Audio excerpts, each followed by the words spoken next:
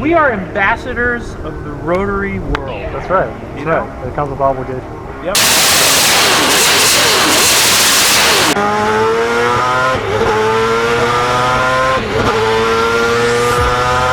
Dude, that thing corners so hard. Like, Yeah. I mean, holy shit. Yeah, dude, it's absolutely sick, though. Have you been to Road Atlanta with it? No. That's where it needs to be. This quality.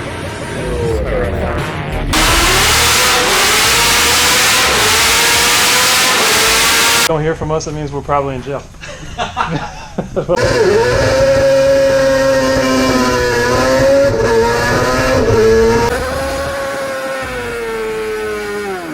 That was quite satisfactory.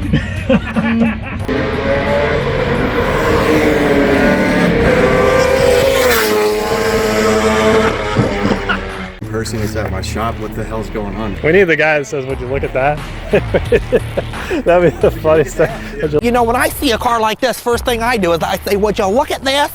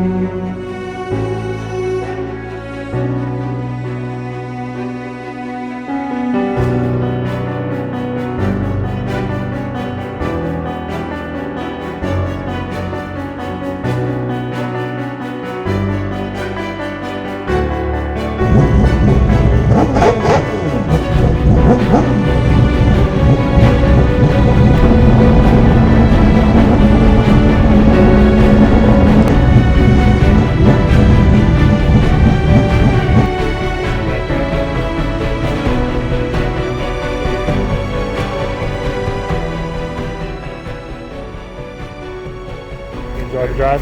What's that? You enjoyed the drive? It was fun, man.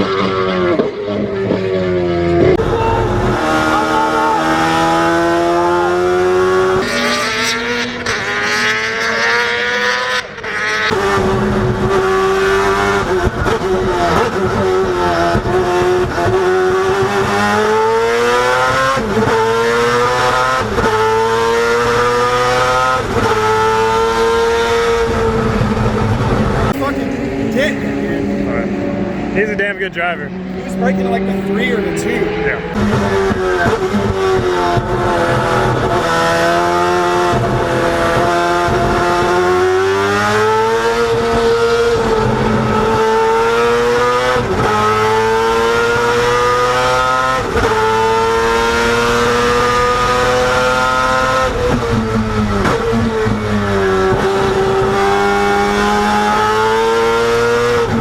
Dude, he's banging clearance like...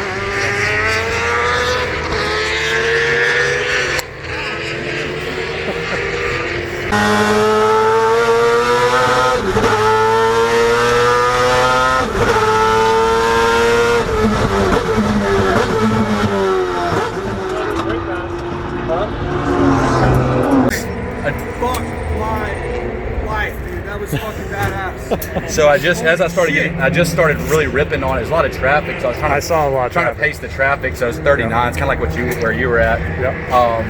Traffic kind of hurt us there, but no, really neutral.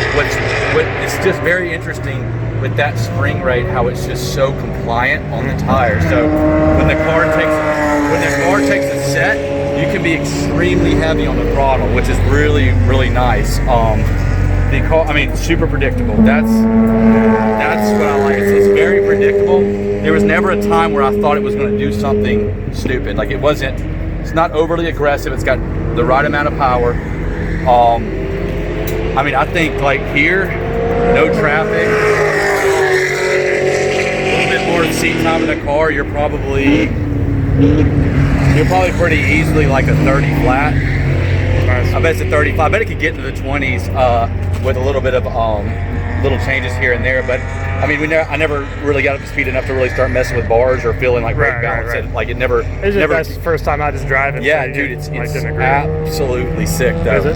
That it's like you can tell how wide the car is because like under braking the car doesn't nose down too hard. Yeah. So I'm obviously a left foot brake. So as I'm on throttle and into the brake, the car doesn't really like have a lot of like long accel like down. Right. So it's just like it kind of plants and then like you can start rolling back into power pretty quickly, and it's not a throttle oversteer either, so you can actually like to rotate the car. It's just like a quick twitch and the car's good to go and back to power. So yeah, overall, dude, that thing is very, very, very sick. I wish we could have gotten some.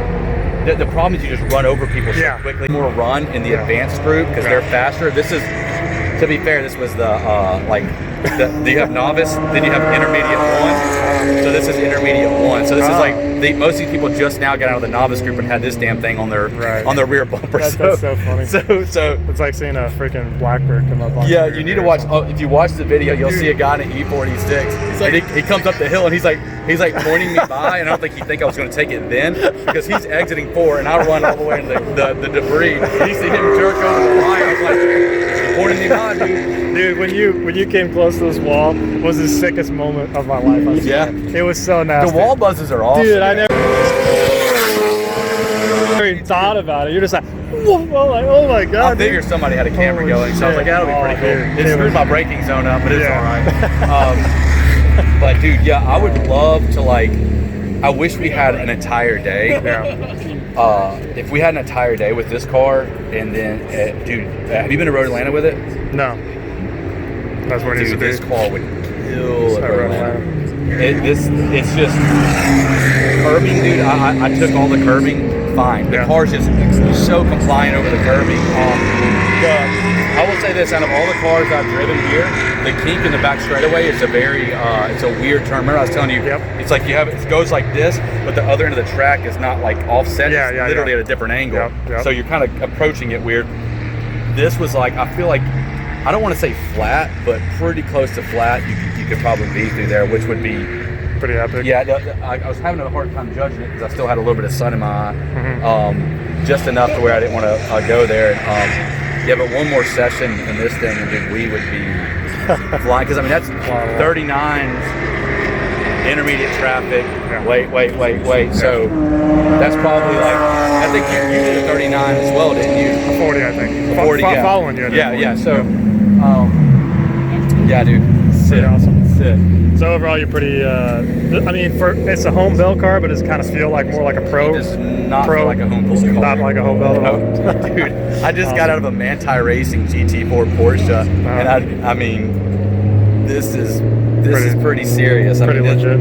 The big thing is predictable, like predictability. Like a lot of cars are like, even like GT4 cars, stuff like that, they're not like inherently predictable. Like if you know what you're doing, you know what you're doing. Yeah. But this was very like, and I mean, like I said, I hadn't even been heavy enough on the brake pressure to even feel like I needed to make a change in the brake balance. I've never been able to lock these brakes up.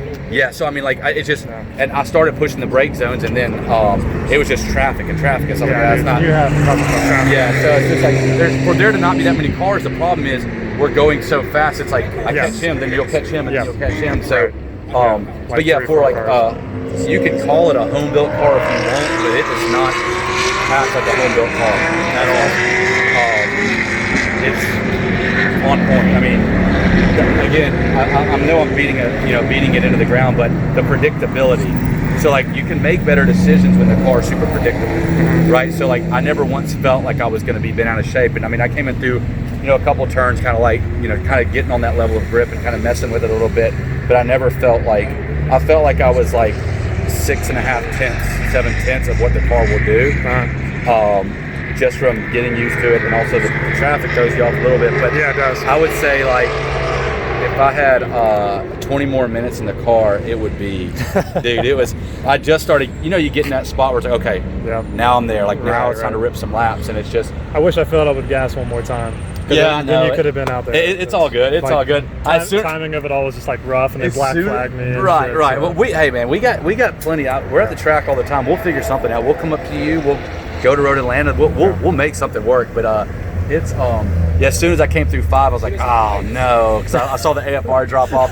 So then I was like, man, I was like, can I do one more lap? I was like, nah, better not. Dude, I wanted one more so bad. I was like, I just passed that guy. I was judging. I was like, okay, there's another cars here. I was like, this is gonna be a flyer. Oh, that sucks. Dude, it's all good though, man. I mean, if you're looking at the data, you'll still see. At least I can see G-forces. Right. Yeah. You'll get the data for certain turns, and you can just set up a instead of doing like a complete lap, you know, you can just do a theoretical of my lap and see what it is. Tie the corners together. Right. Yep.